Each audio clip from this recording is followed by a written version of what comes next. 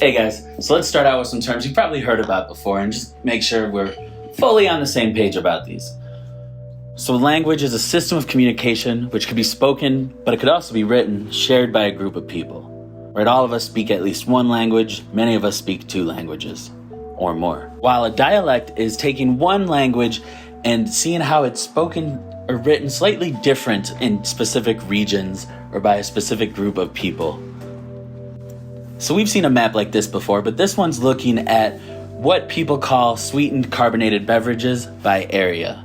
So you can see areas on the map that are marked in red refer to sweetened carbonated beverages as soda, while areas in blue refer to it as pop. When you look at our area, you see a mixture of red and blue, which makes sense because while you hear a lot of people call it pop, I do hear sometimes people call it soda. And while there's not much yellow of people calling it soft drink, you see in the South, we have a lot of people calling it Coke. Think about that branding. Think about the pop culture influence on that and the cultural diffusion done by Coke. And then we have what are known as language families. And these are groups of different languages with a common ancestor or parent. So this is all English. So it's not a language family. They're different dialects because most of the language is the exact same. But in a language family, you have similar terms, but they're different. You can see that bottom we have the maps of the Romance languages, Portuguese, Spanish, French, Italian, Romanian. And then we have a chart on the bottom that compares 4 of those languages. And you can see in some ways they're similar, but we also see differences. And that's because they all come from Latin, which was spread through the Roman Empire, hence Romance languages. A lingua franca is a language that's used to communicate between two cultures or two people that have different native languages. So maybe if a person in China is doing business with a person in Nigeria and they both speak different languages, they'll use a different language to communicate. And English is the most common lingua franca today. So we're fortunate and we're privileged that we grew up in a country that speaks English, so we can communicate and do business with much of the world, because English is a very common second language learned by people.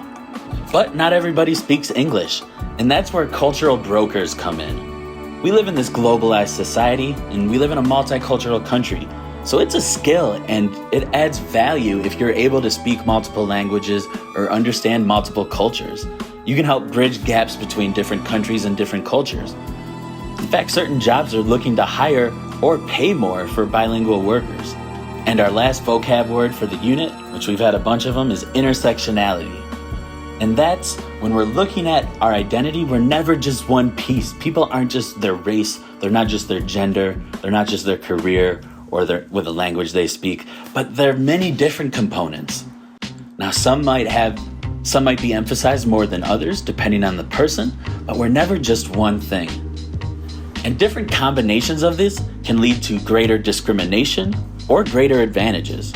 And there's many other components that we just couldn't fit on the wheel. Age, marital status, education level, your ability, as in are you handicapped or disabled in any ways, your immigrant status, which can involve nationality, but you could become a full citizen and still be an immigrant. Many other components of this identity wheel. And let's take a look what happens when we change or modify some of them. So we're going to explore one particular intersection where we see gender, religion, and nationality having a big effect.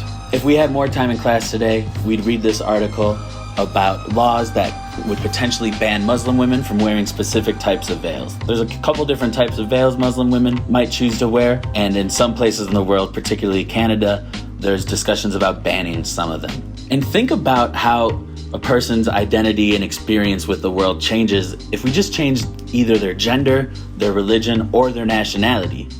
Right, the most affected people by this are female Muslims in Canada. If they were a male Muslim in Canada, they wouldn't have this problem. They're not expected to wear a veil. If they're a female Christian in Canada, they also wouldn't have to worry about it because they're not expected to wear a veil.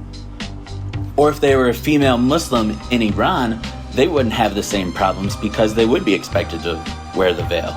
Now, they might have a different set of problems. I'm not saying life's perfect for female Muslims in Iran, but it's different. And we see changing the nationality, changing the religion, or changing the gender could have a big influence on a person's experience with the law or with society at large.